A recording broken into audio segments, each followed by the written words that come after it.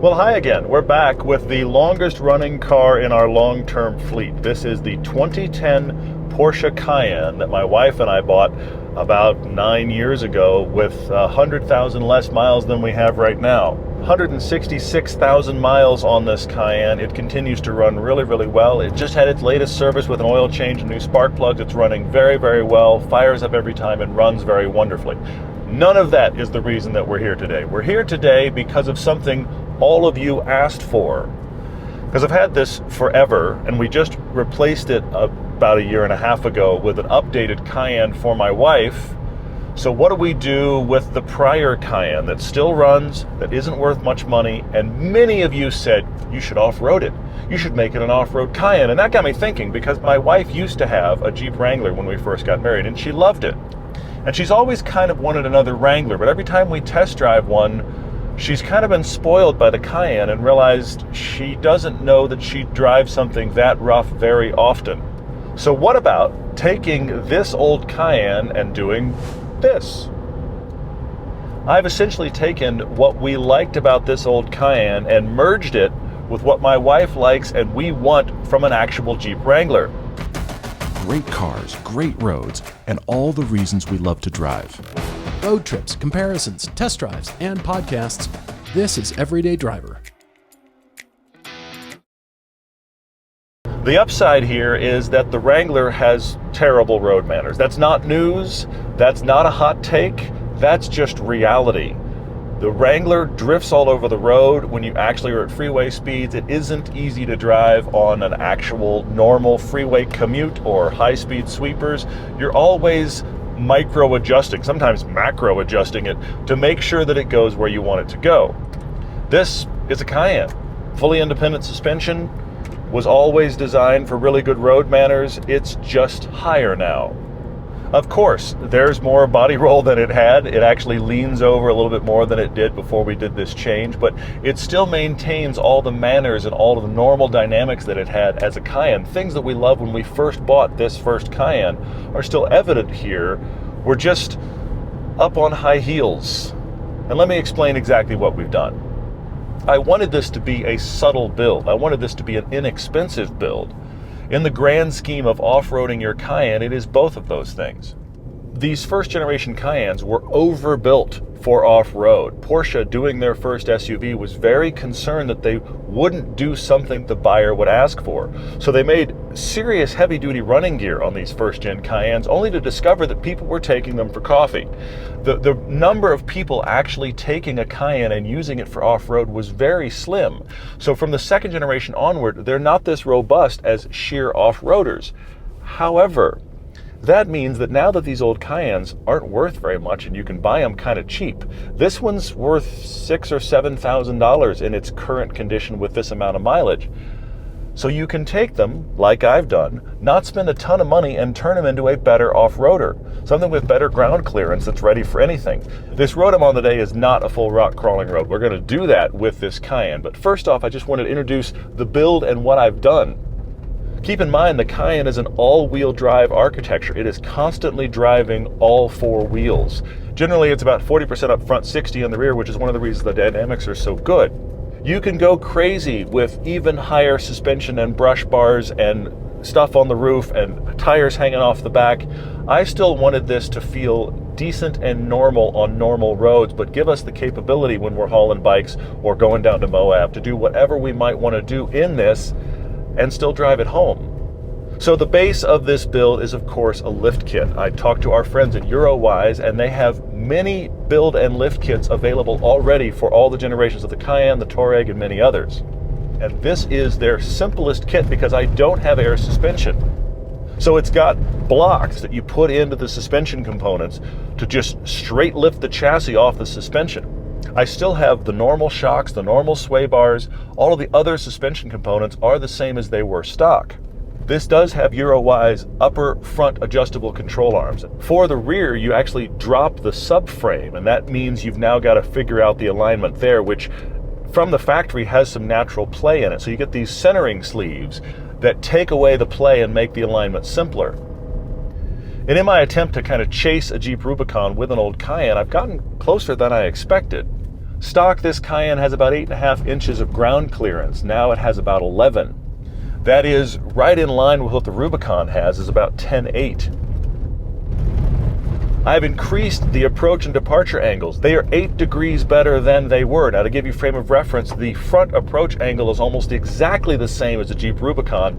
The back isn't as good. The Rubicon is better because it has a tiny little bumper. This does have a back that sticks out.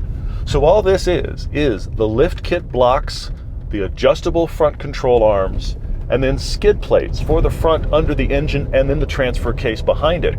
In fact, the lowest point of the car now is those skid plates. That's the place that's at 11 inches. Everything else has got a bunch more clearance.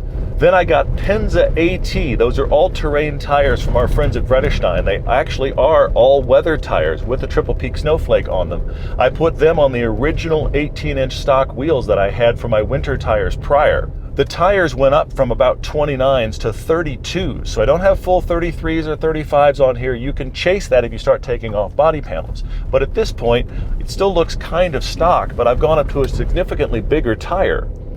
Now, this doesn't have things like disconnectable sway bars or the things you might lean into to help you when things get really rough off-road, to kind of clean up your off-road ride and not make it quite so rough. If I was a guy that went down to Moab every weekend and got on the slick rock, I'd be concerned about the fact that I don't have some of that more aggressive stuff. But knowing that mostly this is going to be a Park City all-weather hauler for bikes, for dogs, for us, then I wanted to keep the normal road manners of it and just increase what it could do and the clearance.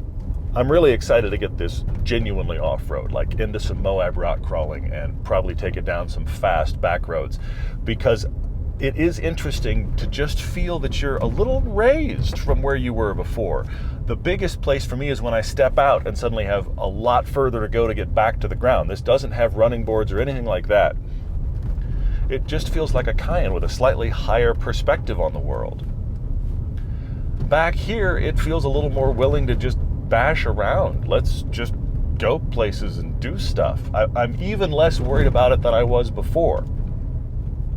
I've got a full brake kit on here from our friends at Power Stop. I've got those Penza AT tires from Vredestein, the lift kit from Eurowise with the skid plates. So now I have an off-roader with on-road manners that cost me about $13,000, $14,000 all in.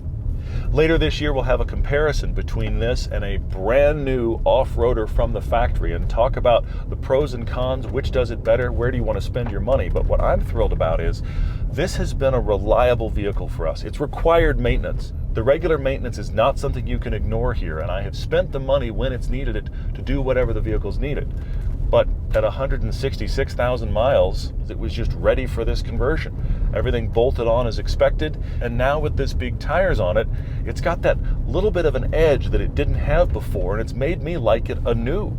We're in a second chapter of this vehicle's life. I don't even know what's going to happen. I wouldn't be surprised if this Cayenne stays in our life longer than the one my wife currently has. I set out on this journey with a little bit of trepidation, wondering if everything was going to work, wondering if anything was going to rub, and nothing has, and curious if I would like the end result, because I originally thought about going like all the way overboard, but it got expensive fast. I'm looking forward to actually dialing in the transmission and actually needing good off-road capability. We've got to go seek that out because it's not something I've done yet. We've barely had this finished, and I wanted to share it with you guys. Thank you for the push to make this into an off-roader and to just make it unique and fun again. It has revitalized my interest in driving this. In fact, there's been a couple of times since I got it back where I just walk outside and go, you know what? I'm going to take the old Cayenne. And I have an Amira in the garage. This subtle execution has ended up kind of making me smile. I like looking out and realizing that it's different, but at first glance, you're not sure why. This has become bash around in a great kind of Jeep way because it's not worth very much. And it's gained this extra ground clearance that let's just try the tires out. Let's beat on the tires and just make this vehicle do stuff. Now that means there'll probably be things that I'll find and break, because once you start bashing around with an off-roader, you break stuff. But that's what's interesting about these old Cayennes. They've come into their own in the off-road world because they are fairly affordable and they do have the good running gear, that more and more companies are making opportunities for you to modify or reinforce. So let's see where this goes. This might make me into like 10% of an off-roader, because I'm not really. But knowing that I can drive 4 hours from here to Moab with bikes on the back and do a day on the slick rock and do a day on the mountain bike, seems like a good winter activity to do that. And now, back onto the freeway, and it's just a Cayenne on its tiptoes. I mean, it's not fast. It wasn't fast to begin with. It's still not fast. In fact, it's gotten worse. Sport button only helps a little bit. It's just throttle response anyway. It's a lot of tire to move. Yeah, it's going to take a minute for it to get up to speed. But that constant adjustment that you do in a Jeep Wrangler, none of that's here. It drives very normally. It drives very predictably. I've had all the fluids done, transmission, differentials, all of that's been updated. New oil, new spark plugs, a full refresh of all of those major drivetrain consumables before I get into this project. Because this has been a winter car in salty Salt Lake City area for the last few years, you can see that some of the suspension components are definitely rusted, but they're not rusted badly enough to need replacement. And in fact, all the bolts and everything came off fairly easily in order to put these new pieces on. The next step up from this, you can go with full coilovers instead of this solid lift kit. Now, those coilovers cost almost as much as this entire build. Now, I spent just under $6,000 total, but keep in mind, almost half of that is labor. I am not a guy that's a wrench, so I got these parts from Eurowise, I got the tires, I got the brakes, I spent the money for labor, for maintenance. So that's where the $6,000 comes in, because that's people that know better than me how to do this stuff. If you did it yourself, you could spend half as much. For about $3,000, you could get all of these parts, the tires, everything. And at that point, you really are getting a bargain of an off-roader. I do understand why people modify their cars. It creates this feeling. It creates the new present in the garage. It's all of a sudden your car is refreshed and it's back to feeling new in your mind because you changed some things. And then you get used to those things and it becomes an addiction and you have to change something else. This Cayenne has been our family workhorse. It's been the reliable family vehicle to do everything. And now it's just even more rugged and ready for everything.